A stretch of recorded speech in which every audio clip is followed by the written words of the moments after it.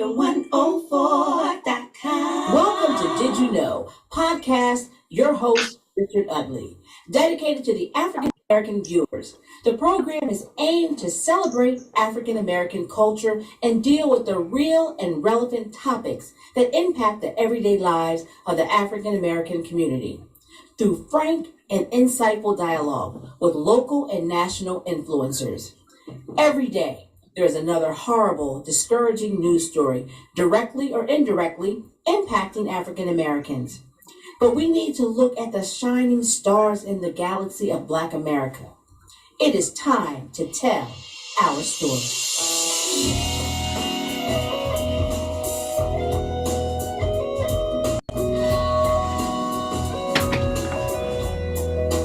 Good evening, good evening, good evening, and welcome to another Did You Know? Well, we got a good program tonight, and I think you'll be very interested in my guests. But before I get there, let me just say a couple other things. The attack of Black history, just think about that.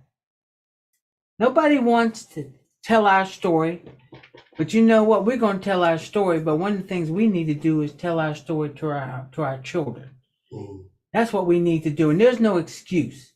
There's too many libraries out there. They can Google, they got the internet, and I'm sure many of you have been arguing over things, and then you turned around and Googled it. So you can start Googling history, find out a lot about us. We must remember who we are, who died for us to have the quality of life we enjoy. And most of all, we must remember that we do not need government permission or assistance to teach our history to our own and any others. And I want you to keep that in mind, because that's very important. So it's our excuses if we don't do that. Like I said, everybody else, every other nationality doesn't have a problem. They tell their young people what's going on and how they got to where they got to. And I've shared this with you before. Part of the problem is a lot of young people don't know who they are. They need to know that we had great leaders. They need to know that we were somebody and we're still somebody and they are somebody. Because I think that you will understand what I'm trying to say. So this critical race theory and don't want to tell history, we have to deal with it. In America, that's been part of your problem. You haven't wanted to deal with the real reality of history. Now, I'm troubled. We always have these mass shootings. And we all know that there was one at Michigan State University. But I was even troubled a little bit more. I grew up in Pittsburgh and I went to Westinghouse. It was Westinghouse High School then, and now it's called Westinghouse Academy in Pittsburgh in the Homewood section. And last Tuesday, 4 students were shot as they left the high school. There's something wrong with that. We got to stop this killing and shooting. And of course, they haven't found out who did it. They don't know the suspects or the motive. The good thing is that they all survived. They all are recovering. We got to stop it. A lot of times we don't react to it because it doesn't relate to us. But as time progresses on, it's starting to relate to us. So now these kids are doing remote learning right now. And, we're already behind in urban schools. We're already behind educational wise. So this is just another blimp on the Richter scale. So I've said this before and I'm going to keep saying it. We owe ourselves a responsibility in our community to help stop gun violence, killing on killing. You always hear this, somebody else wants it out for you. But what are we doing?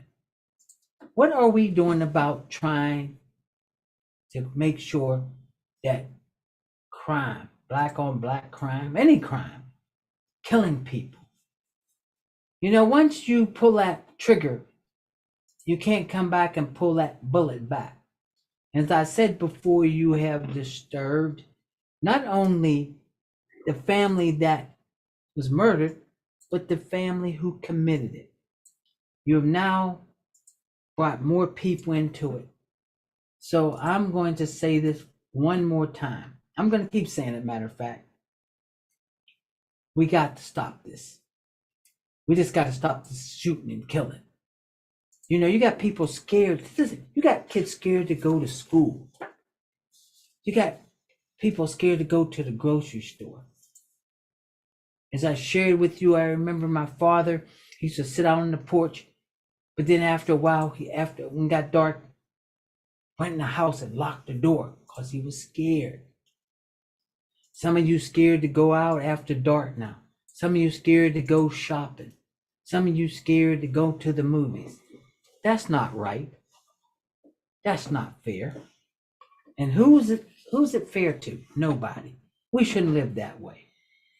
So as I said before, all of us are responsible. I'm responsible, you're responsible, churches or organizations, everybody responsible. And we're going to have to continue to work to better our community. I will say it again, enough is enough. So I'll leave you with this on this. If you believe it takes a village to raise a child, support families, and transform a community, then it's our job to start working together. All right, now, what are we going to talk about tonight? Well, it's Black History, but I'm not going to talk about Black History. One of the things that I do believe in this program is to make sure that the most important thing is to bring people on who can give you information, bring people on that are doing many, many different things. And so tonight I have the fortunate I have two good friends on. I've known them for a long time. And we're going to talk about building wealth in the Black community, a few $100s at a time. Now, as I get ready to bring them on, we're going to talk about Black wealth, and they're going to talk about what they're into. And so if you're interested in what they're into, then you need to do your due diligence and your research to see if that's what you want to do. So I'm making it very clear here. Yes, I am friends of them. And I'm also making it very clear that this is not an endorsement, but this is for you to think about, understand, and if you want to go that way, you're going to go that way. But before I bring them on, and I'm going to have them introduce themselves, I decided I'm going to read something.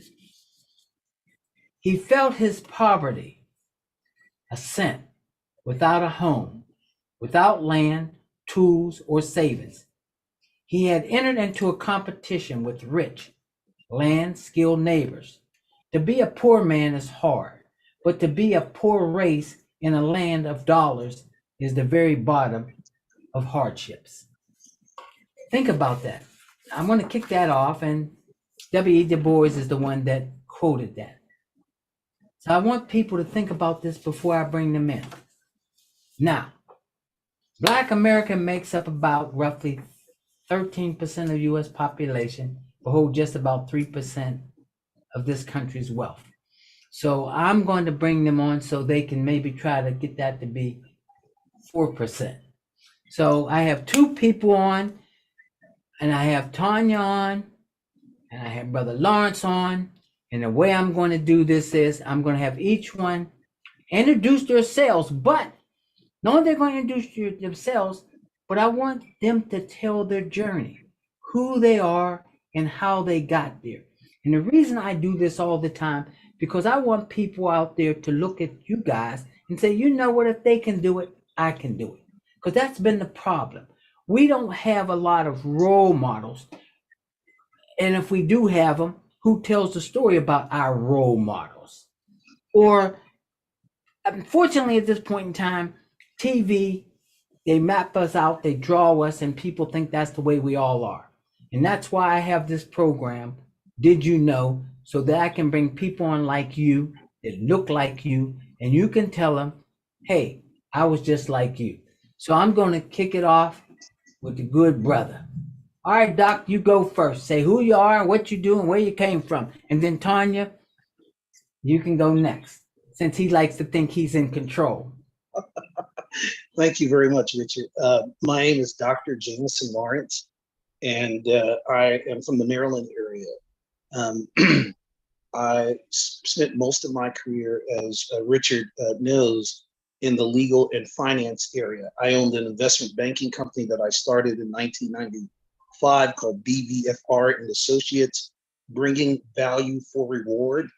And it was always a very interesting thing to parlay from the traditional practice of corporate finance. And then I was a district attorney, and certainly lived in that particular universe 4 or 5 years, but spent my formative years from my late 20s, now in my early 50s, essentially as a businessman. I knew from day one that I wanted to be in business so that I could empower others who look like me. And I was fortunate enough to learn about a highly funded but little known program called the USDA Business and Industry Loan Guarantee Program. And the long and short of that journey for me was transitioning from, like most of you, having a 9-to-5 job that paid me very well. I worked 80 to 100 hours, a week in that job. And I literally decided that I did not want to spend my time using my badge to put people who look like me away into the criminal justice system. I wanted to create economic opportunities that would allow them to see that if they were able to have a good idea and meet the right people and get the right resources, they would be able to own their own business and then maintain that business so that they could hire others. And those people would then generate and churn ideas that would allow them to transition into being business owners themselves. And from 1995 until 2017, I was the CEO and founder of BBFR and Associates. And it struck me as odd that when I left the Baltimore area to come to Harrisburg, which is where I met Richard and other celebrities and well-respected politicians and government officials and business people, that we were the only 100% minority-owned investment banking company in central Pennsylvania.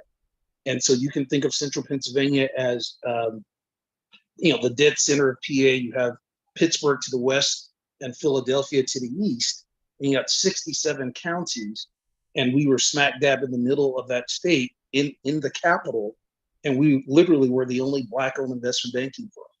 And a lot of you might not know what an investment banker does, but think of us as money people.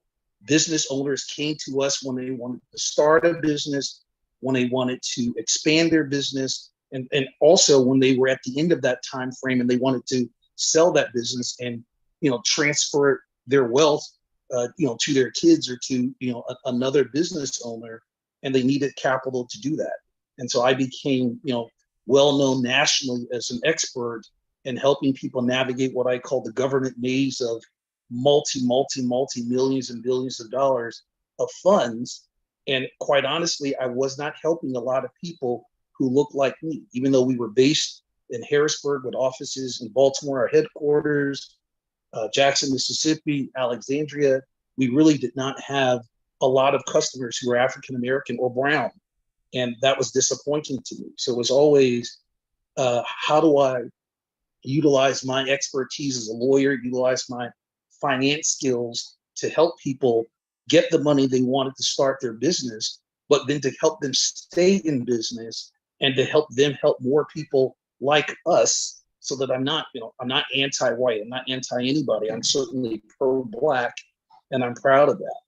And so a part of my legacy was trying to figure out, what boards could I sit on and what community initiatives could I participate in as a business owner that would help more young Black boys and Black girls see me as a role model and understand they could certainly become a doctor, they could certainly become a lawyer, they could become an investment banker, they could do a number of things that would give them a specific set of skills that would allow them to matriculate into being successful business owners.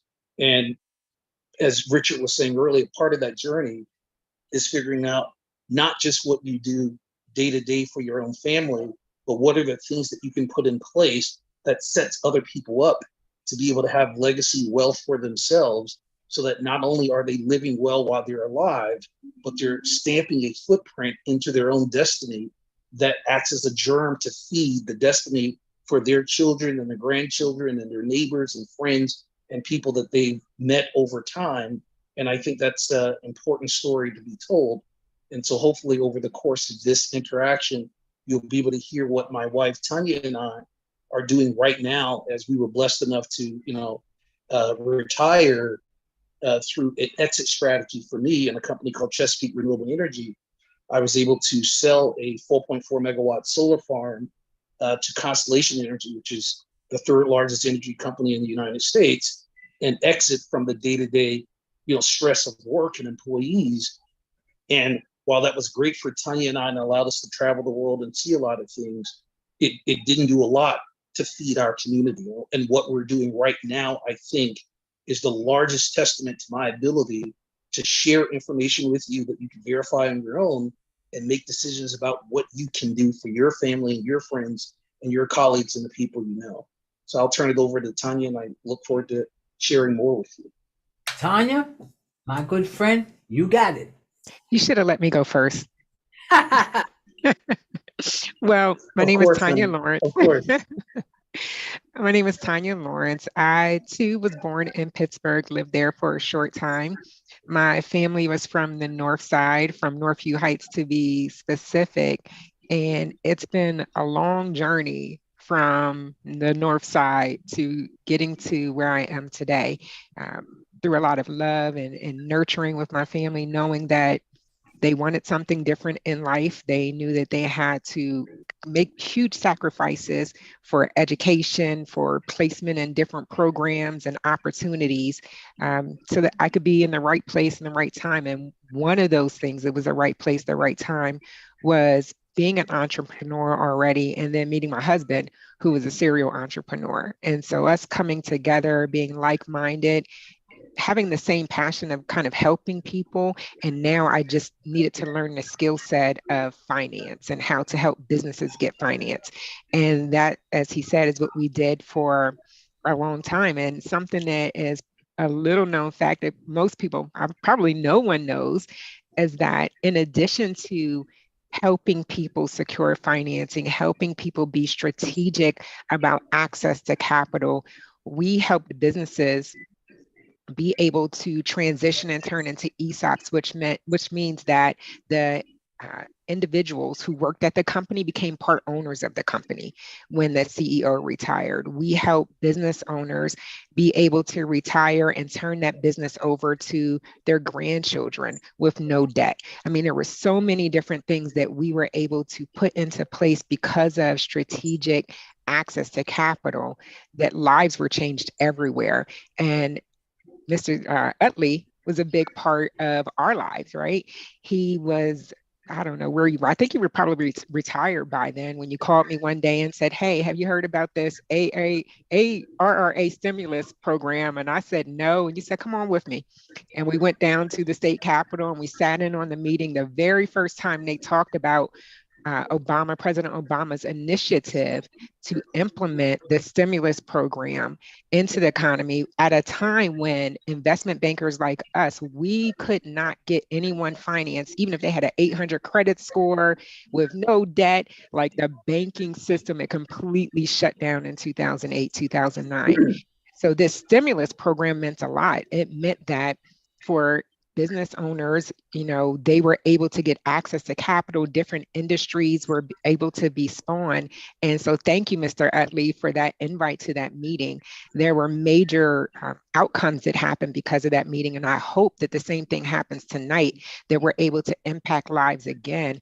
One of the big things that happened after going to that meeting, learning about the stimulus program and hearing the person who was in charge for the state of Pennsylvania struggle with the acronym and struggle with what the program was designed to do in a meeting, I was like, ding, ding, ding, light bulb moment. I called him. He was at the Baltimore office and I said, "Honey, this is it. We got a new program. And we stayed up all night reading the regulations, mastering what the program was about. And one of the big meetings that I had right after that, soon after that, was meeting with the Dauphin County commissioners and getting them positioned to be able to get some of the bonds that were available through that program.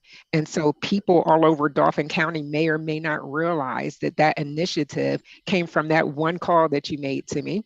And then later, my husband alluded to the fact that he was able to purchase, be a part of the purchase of a company and the start of a solar farm that he eventually sold to Constellation Energy and set us up for retirement and gave us the freedom and the ability to say, okay, what's next? What are we looking at next? What do we want to do? It took a couple months of us being bored, driving each other crazy, sitting in the house, which people who are like us, type A personalities that like to get out there and get things done, we're problem solvers. We do things, we execute. So sitting around doing nothing didn't quite work for us. So we started figuring out, what is it that we wanted to do? And we got into the space of learning about blockchain technology, the future of blockchain technology, other things that could happen from this space. And most of what's happening from this space is that people are becoming very wealthy because of this technology. People are creating new careers because of this technology. And it's something that we have to have our eyes open to. We have to say, I'm not going to be afraid of something new, because usually what happens for us as a people, we're told, don't enter into that space, don't do that. Oh, that's bad. We get punished for it. And then, oh, all of a sudden it becomes legal. The government's taxing it. And it's the best thing to happen in the world. And guess what? We don't own anything. And so now we're in a space where we're out here in the trenches at the very beginning. We're essentially only an 8-year-old industry, educating people about blockchain technology, how it works. And to be clear, like Mr. Utley said, you do have to do your research and your due diligence, because with anything, there's always going to be bad actors, right? My husband had a career putting people away in jail because they were bad actors as a federal prosecutor. There are always going to be bad actors, but there is the opportunity for people to get into a space that will become the future. So much so that colleges and universities, when our youngest daughter got accepted into Goucher and we sat there for the open house night, one of the things that made our ears perk up and made us say, please let her pick this school, is because the president who graduated from Stanford University was at Goucher as a brand new president and said, we're changing the curriculum. We're changing the degrees that students can get at this university, because we understand that blockchain technology is coming and it will wipe out the jobs that were previously around and available for people.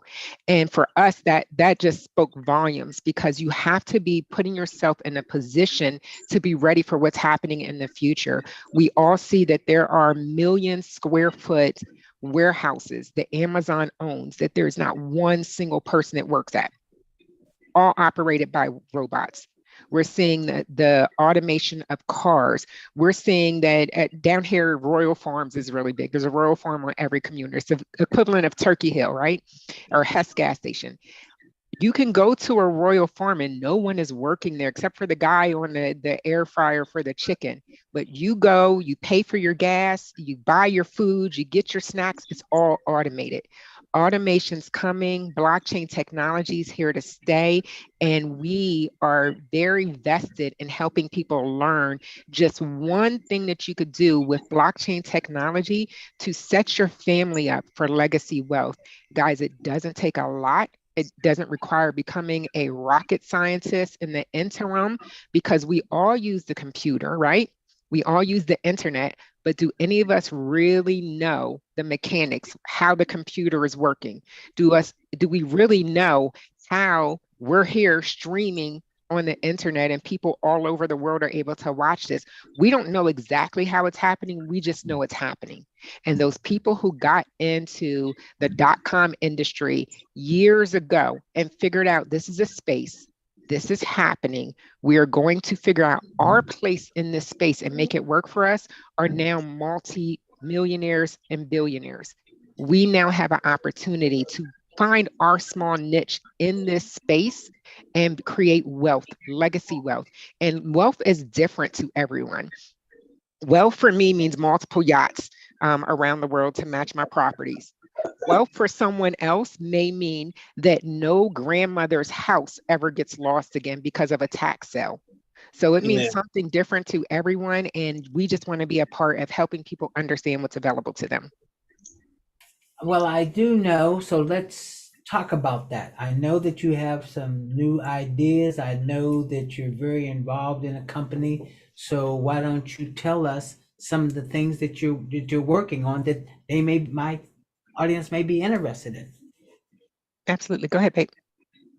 Uh, Richard, in March of last year, I was at my cigar lounge called the Buffalo Room. And I don't know if Tonya was actually there with me or she was at home, but she was certainly cooking up something. And I had the suspicion that something was going on. And she called me, or she popped up at the Buffalo Room. And I was there holding court and enjoying my cigar as I am now. And she said, honey, there's this company, and one of our friends called, and we have to get involved. And by we, she literally meant she was already involved. And now she was dragging me into this new opportunity. That opportunity turned out to be a company called Novatech. And I didn't know anything about it. Tonya shared the video. She shared some background information on the owners, who happen to be African-American husband and wife, Eddie and Cynthia Petition out of Florida.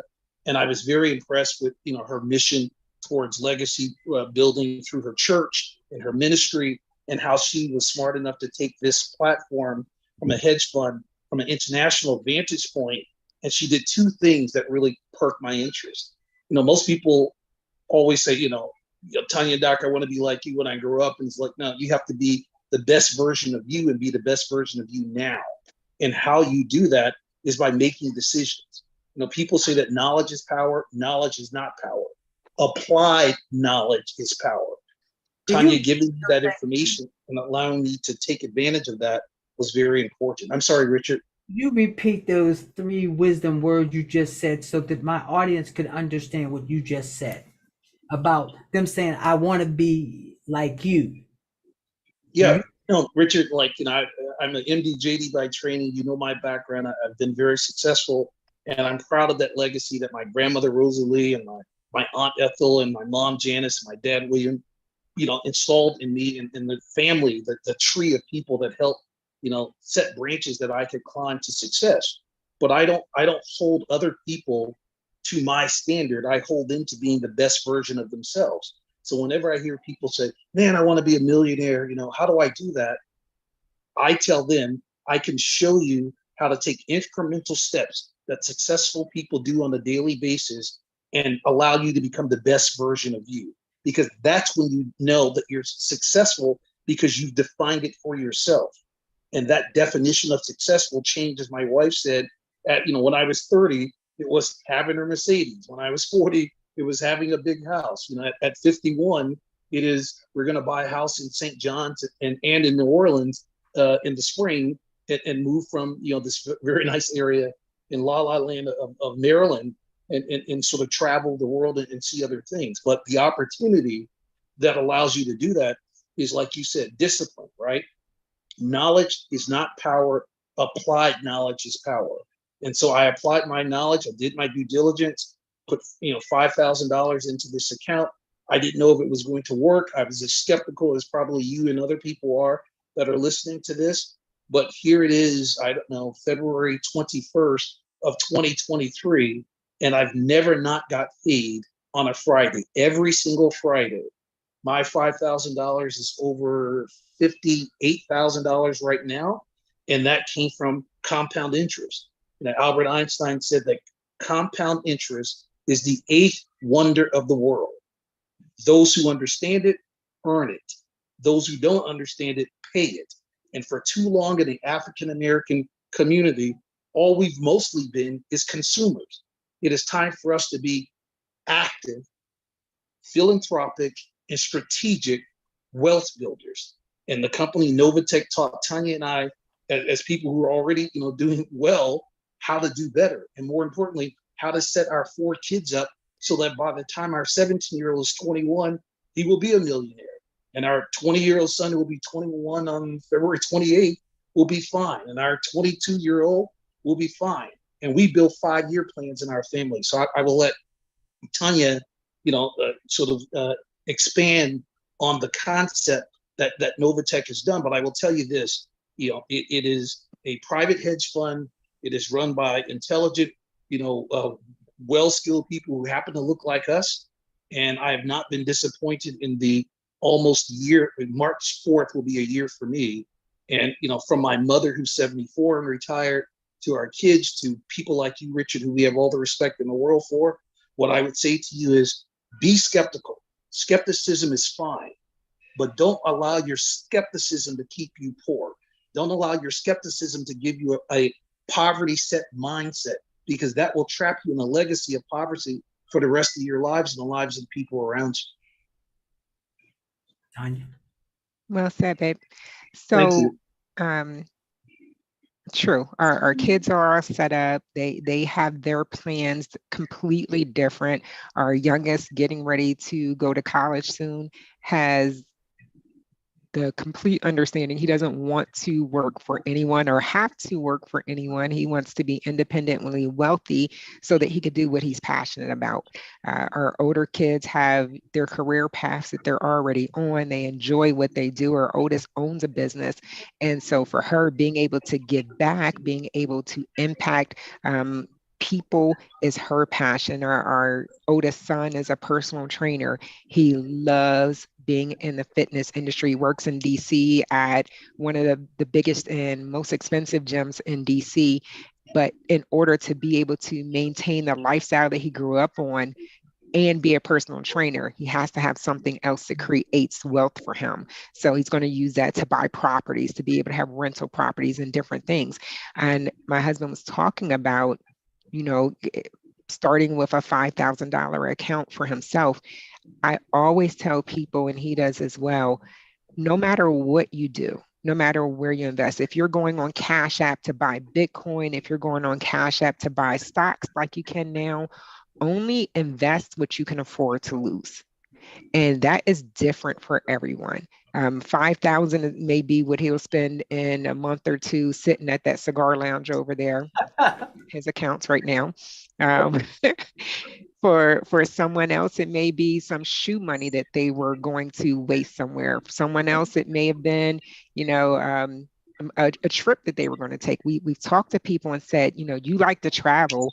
You probably take 2 or 3 trips a year. Let's show you how to take money from one of those trips. Forego one vacation this year, put it to the side, let it build interest, and don't use your paycheck, the money from your paycheck, to pay for your trips in the future. Let the interest that you earned on that money pay for your trips in the future. And just that small shift in mindset really helps people have aha moments, because when you reverse that model and you think about what we've been used to collectively is getting things on credit, even though your credit may be great and you may have a low interest rate. That's great. That's what most people strive for. But think about compound interest. Think about how we've been programmed to use it. We all got that first credit card in college, right? They give you the first $500. You're super excited. I know most of mine was spent on pizza. I couldn't go out drinking yet, but we spent a lot of money on pizza and probably some other dumb stuff that I didn't need. And by the time that card was paid off, I paid over $2,000 on that $500 credit. Oh no, they increased the limit to $1,200 after I made a few payments on time. But think about that. We get things on credit, a car, a house, credit cards, and we end up paying interest on it. That interest compounds. And as it's compounding, the amount that you're paying is paying a little bit on the principal, a lot on the interest. And what we're going to show people is how to make your own money compound for you. You put your money away and let that interest that would have been paid to someone else, if it was your home, you get a $300,000 mortgage, you end up, by the time you're said and done, paying over $700,000 on that home over the course of 30 years. How about having a 5-year plan where you have your mortgage and now you can say, I'm going to put X amount aside, let that compound, and at the end of the 5 years, I'll be able to pay my mortgage off. Things like that create legacy wealth. Now you have property that's in the family, you have cash flow that you can add back to your pocket if someone's still working.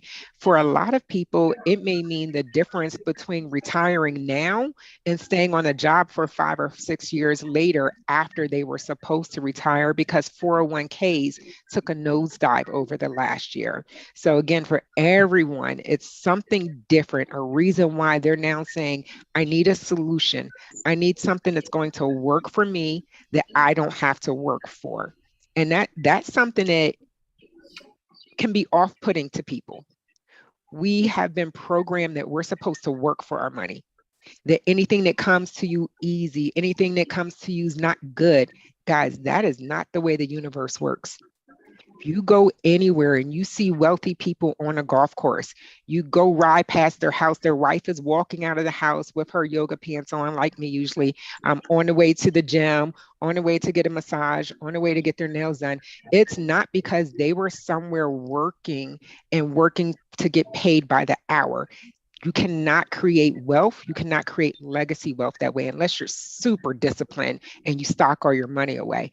The way that wealthy people create wealth is they attract it to them and they know how to make their money work for them. They don't go get a paycheck and spend that money. They may have a job, they may be a CEO of a company, but when they get that income, they put that income somewhere and they make that income make money for them, and then they spend the profits. Completely different concept, and it's definitely the way that we need to learn to look at things. And for everyone, guys, not having $5,000 isn't a reason not to do something. You can start with as little as $100, and if that means saving $20 a paycheck until you have an extra $100 because things may be tight for someone, do that. It can completely change your life. Great job. I think that's interesting what you're saying. One of the things I want to do, and I want to keep going on, is how could people reach you? How can people find out who you are? How do people know that you're legitimate? Well, what I would say, Richard, is you have my number, you have my email address, and I have no problem with people calling and sending them the information. The great thing about this is it's not about Doc, it's not about Tonya. This is a nearly 4-year-old company that's been around since June of 2019. And typically when I'm talking to professionals, other lawyers and business owners and doctors and folks like that, I send them a snapshot of what Novatech, the company, sends to us as an investor, which is here is every Friday in 2022, and here's the average return that I receive on my money from the day that I started on March 4th until Friday that just passed, and it's live, and it doesn't matter to me. Like, I never try to convince people why they should be wealthy. What I do is I show them the opportunity that allows them to empower themselves to change their circumstance. And there's no sell point here. I'm never mad. I will sit here and smoke my cigars and live a really great life, whether they get involved or not. What I try to do, as you have, Richard, is to empower people who look like me so that they're not on the treadmill, right? So that they're not like a swan on the water and they look beautiful on the surface, but their feet are like that underneath the water. That's not our lifestyle. And it shouldn't just be, certain people who know that. My mother is 74 years old. She worked for 40 years at Sinai Hospital. She certainly will be fine. But when my mother learned about this, she said, Janie, the money's going to come to you. You're the lawyer in the family. You're going to share with your siblings or whatever. Put me into Novatech, not for us, not for my siblings, but for our kids. And that was powerful for me. So I'm certainly not going to advance an idea for my mother or people that I care about that I don't have my own proof of concept and my own money in. And I tell people, start where you want, fit in, get in where you fit in. If, as Tonya said, if it's $100, it's $100. If it's 100,000, it's 100,000. If it's 1,000, it's not my company, Richard. So I don't have to prove anything to anyone. I simply give them the same information, the same video, the same financial information, the data that I had that they can review, and then they can make an informed decision. Won't hurt my feelings either way, whether they get on board or don't get on board. But I can tell you, Henderson Whitaker, my grandfather, when I was 70 years old, he told me I was going to be somebody. And he said, you don't have to be the smartest guy in the room, but you got to be in the room. And that stuck with me. It's like, you got to have a ticket to gain entry to the play. If you don't have a ticket, you can't get in. So if I'm telling you, here's what's been a positive experience for me and my family and my friends and people that I care about, get in where you fit in. I think everybody that we know, Richard, who are at least 25 years old can afford to find or borrow $100 to forge forward something positive for their own future. And here's the proof in the pudding, Richard. If you put $500 in or 5,000 or 50,000 or whatever it is, either you see that you get paid on Friday or you don't. It's not rocket science. It's not heavy lifting here. And that's what made me very comfortable. I'm not a public official. I gain nothing by telling you guys that this is a way that can help your family. I simply want to benefit people who look like me, not to the exclusion of others. White people, all kinds of people can get into at their own. The people that I'm focusing this message on are people who happen to look like me, young, middle-aged, and old, have a right to make decisions that can positively impact their lives. That's where we're coming from. So Dr. J at BBFR, I'm sorry, Dr. J, Dr. J at gmail.com.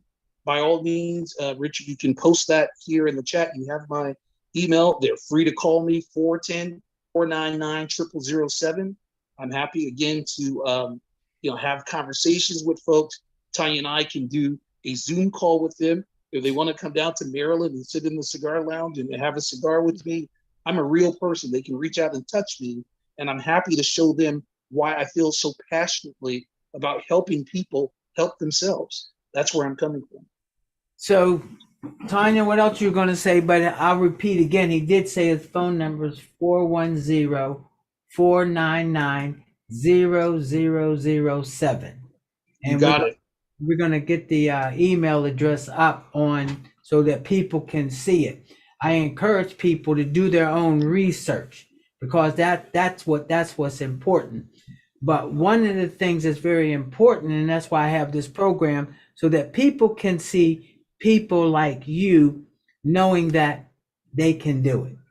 Because I appreciate that, Richard. That's been the problem.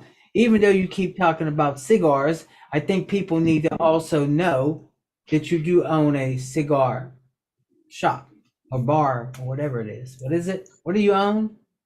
We have ownership in the Buffalo Room, which is in downtown Baltimore on Water Street, 108 Water Street. It is second and third level of Supano's restaurant. And again, people can call me if they're interested, and I'd be happy to have them come down if they are cigar smokers or they just want to get out of town. And certainly Harrisburg is home for Tonya. So to the extent that a lot of your listeners are there, Richard, I'm happy to come to your studio there and sit down or meet at a local, watering hole or wherever. And Tonya and I can, talk to 5 people or 500 people and answer their questions and put them on the same data trail that we were on a year ago when we made the decision to take this leap of faith and participate in, for me, what has been a magnificent learning experience. And like I said, it's us to be able to know that there's a Black female-owned hedge fund that has been successful every single week since June of 2019. If you can find another one, Richard pointed out to me, it's the only one that I know of, and I'm proud of my affiliation. There's no, I'm not a paid actor. I'm simply a regular person who is an investor who's done well, and I want people to do well and to take this ride, and they can surpass Tonya and I and buy their own yachts or buy whatever makes sense for them or buy nothing, but post a positive direction in their lives that shows their kids and their neighbors and their friends they can do it too. You can do it. The only thing that stands in your way between wealth and opportunity is the execution of that opportunity. That's it. Applied knowledge is power, not just power itself, not just knowledge. You have to apply what you learn in a way that's constructive and productive and use it for your benefit and the benefit of the people you care about. Tonya? Yeah. So we're talking about research. We've been talking about research a lot here, and you asked how can people know that we're real people? There's two different ways to research, right? Everyone knows Google. So it's very easy to Google myself and to Google my husband. You'll find, and especially in central Pennsylvania, lots of information about us, about different projects that we worked on, about being um, 40 under 40 or 30 under 30. I don't remember what those programs are, but all those different programs on the cover of magazines in Harrisburg because of the work that we were doing in the finance arena. You'll be able to see all that. And people need that. If we're sitting together and you say, oh man, I heard it's going to be nice today, and we're both sitting outside, we could feel the warm weather. One of us is going to pick up our phone and look at the weather report, right? Just out of verification. We feel the need to verify things. So that's natural. But when it comes to research and researching a company, understand that we are in America, right? We know what that means at different times in different places.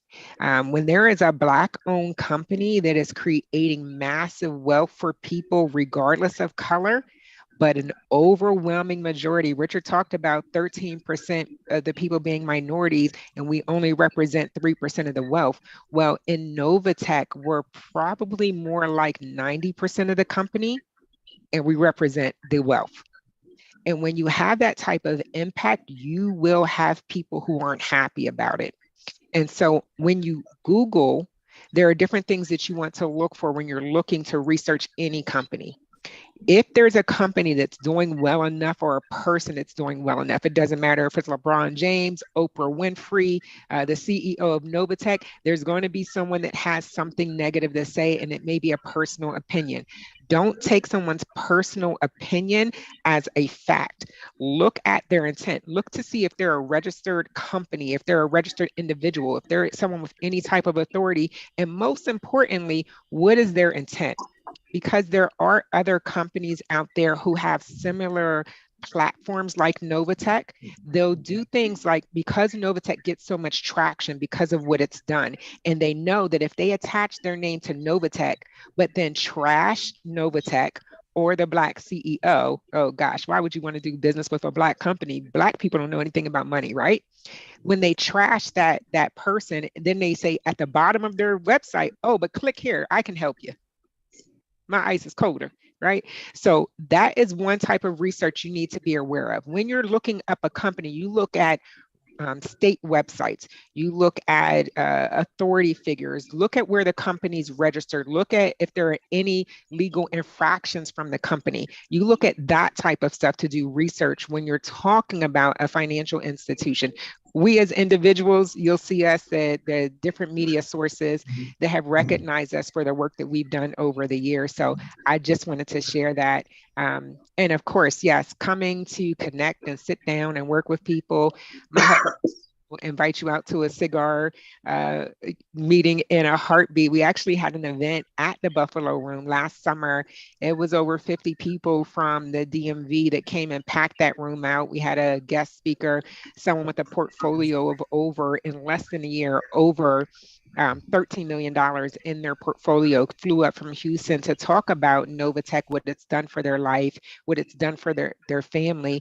His wife's portfolio, no, I'm sorry, his portfolio is over 15 million. His wife's is over 13 million. So being able to have households where multiple people in the household have massive portfolio, guys, it changes the pillow talk. It gets real different when you're sitting there talking about wealth, prosperity, and not being stressed out. most divorces are because of finances.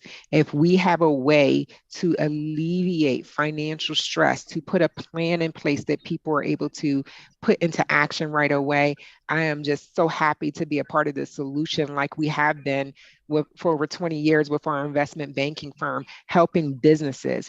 Now we get to help individuals. For those of the audience, in the comment section, you will see their information there. So you'll see his email there as well as the phone number. So, but I'll give you the phone number because 410-499-0007. And you can also look in there and you can see the Dr. JBVFR at Gmail. So you'll be able to get that in the comment section. So I would tell this audience to reach out, do your research, do your homework. Because like you said earlier, Tonya, one of the problems has always been is that, especially for African Americans, we have created a mistrust about each other. And that has hurt us for a long, long time.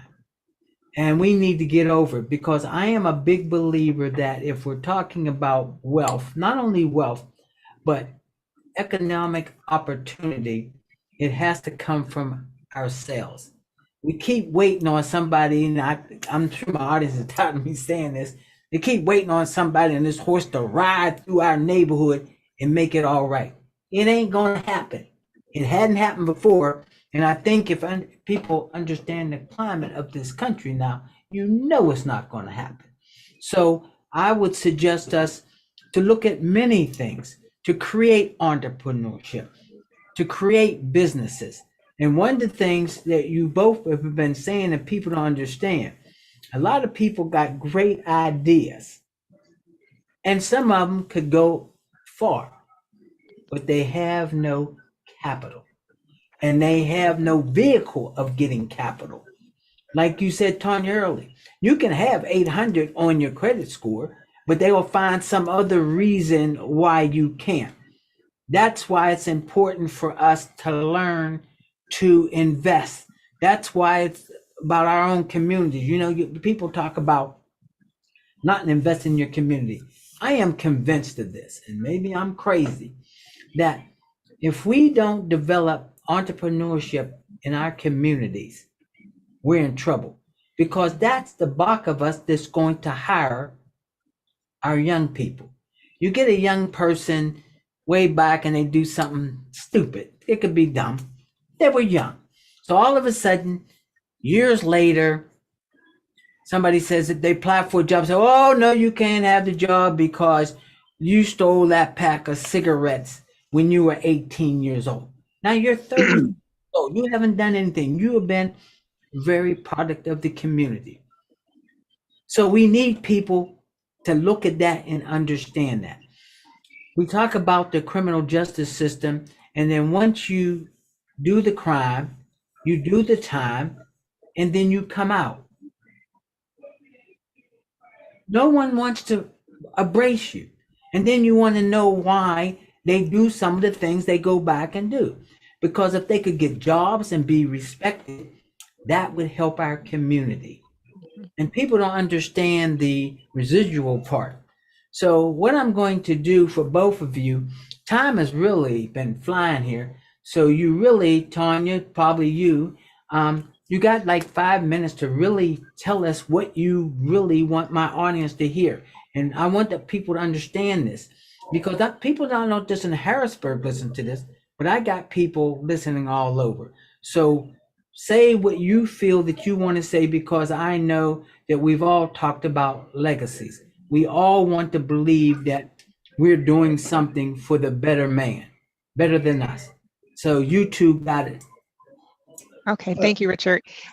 First of all, you touched on something, recidivism. We all had a family member, everyone in our community has had a family member who's been impacted by the criminal justice system.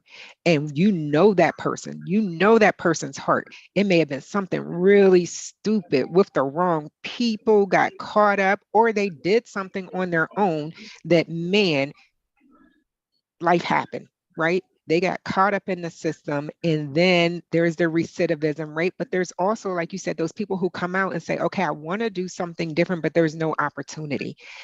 I've been so elated that it does not matter what color you are, how much money you have, what degree you have, if you own a business, if you've been incarcerated, if you've never had a job.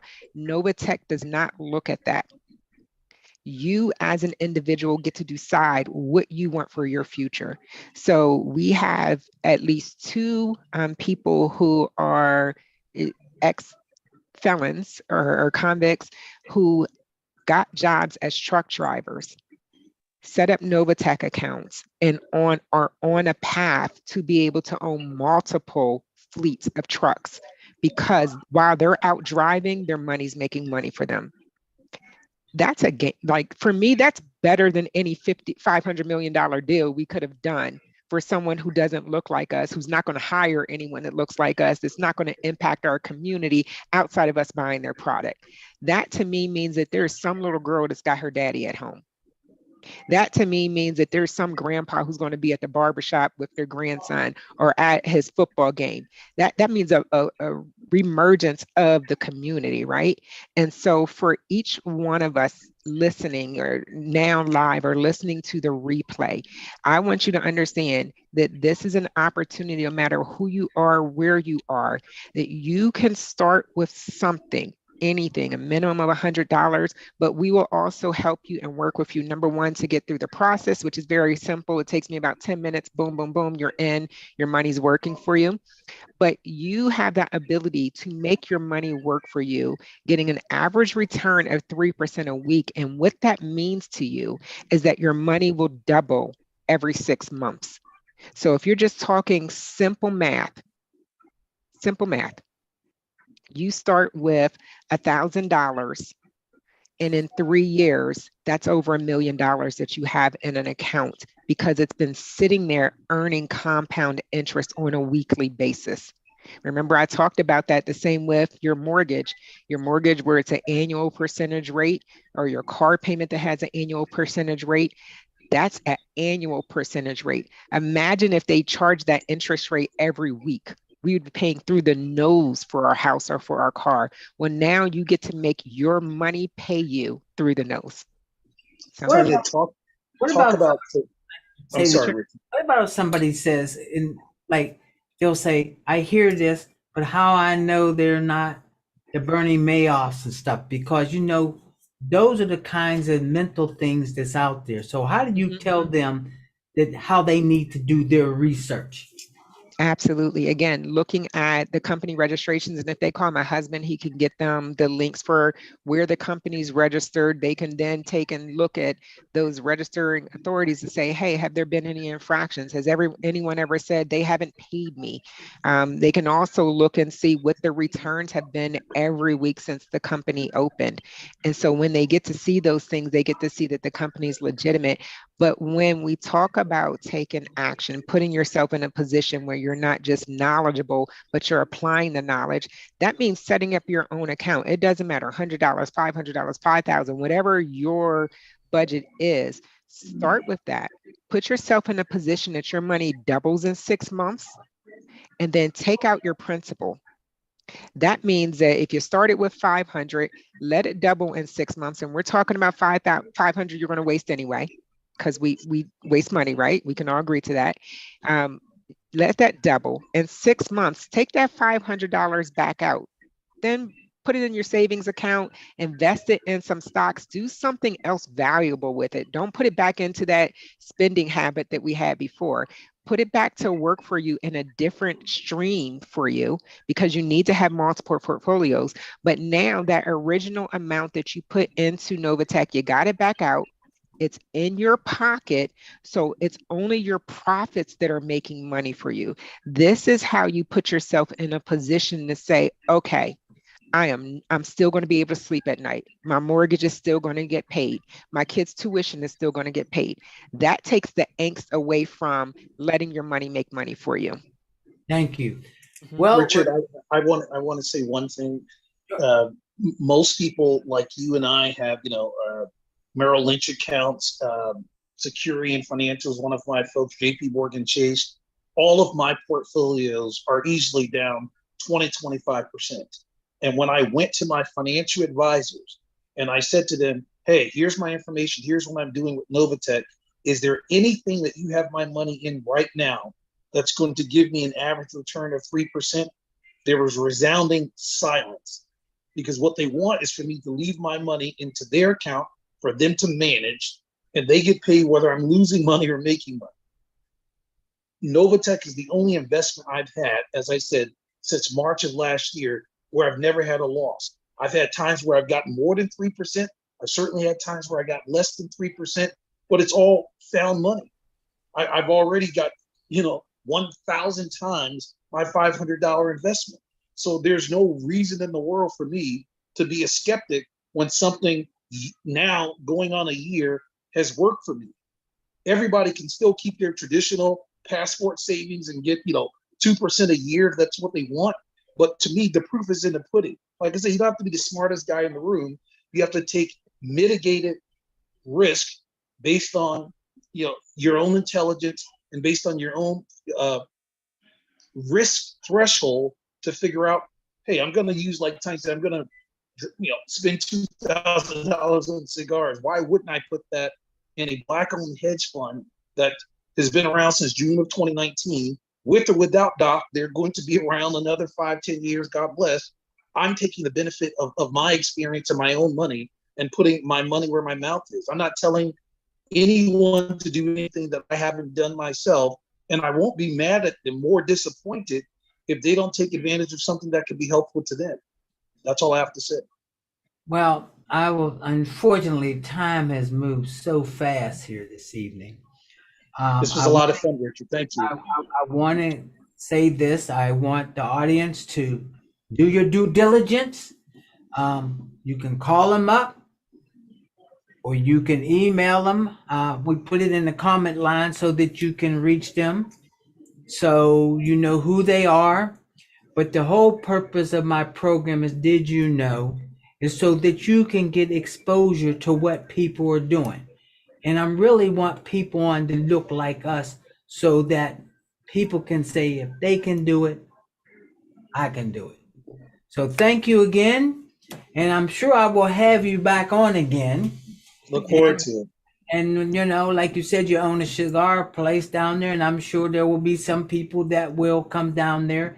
And I think what I will do, since maybe when it gets warm out there, maybe we'll all get together and have people come, and they can see you, touch you, and see that you guys are real. So thank you. Look forward to it. Audience, Thanks, that you got something out of this. It's about exposure. If you don't know about it, you can't deal with it. So my job or my platform is to give you exposures to see what different people are doing. So thank you again. I'm looking forward to it. To another Did You Know? Thanks, Richard. Take care. Thanks, Mr. Utley. Voice 17104. We will be here on the Voice 17104. Welcome to Did You Know? From 6:30 p.m. to 7:30 p.m. Once again, thanks for viewing. Remember to visit us on Facebook at Richard Utley, and we welcome your questions and/or comments.